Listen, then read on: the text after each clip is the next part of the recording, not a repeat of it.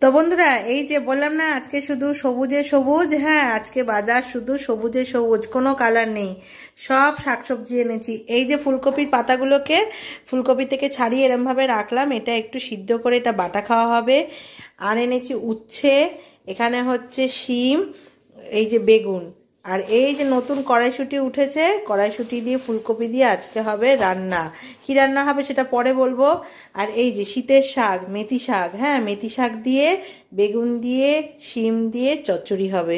আজকে করব না বন্ধুরা, কেন আজকে ছাড়াতে একটু সময় লাগবে, তো আজকে ছাড়িয়ে নেবো, এটা কালকে করব। আর এই যে লাউ শাক, লাউ শাকগুলো দেখে এত ভালো লাগলো, তাই নিয়ে নিলাম লাউ শাক। আর শীত মানেই তো হচ্ছে কি বলুন তো বন্ধুরা, পেঁয়াজকলি, পেঁয়াজকলি থাকবে। আর এই যে ধনেপাতা, গন্ধতেই কিন্তু খুব ভালো লাগছে। মানে মনে হচ্ছে যে ধনেপাতা যাতে দেবেন শীতকালে, সেই রান্নাই আলাদা স্বাদ হয়ে যাবে, তাই না? ধনেপাতা তো লাগবেই শীতকালে। ধনেপাতা, কড়াইশুঁটি, কাঁচা লঙ্কা, পুরো আজকে কিন্তু অন্য কোনো কালারই নেই, শুধু আজকে সবুজে সবুজ, সবুজে সবুজ বাজার।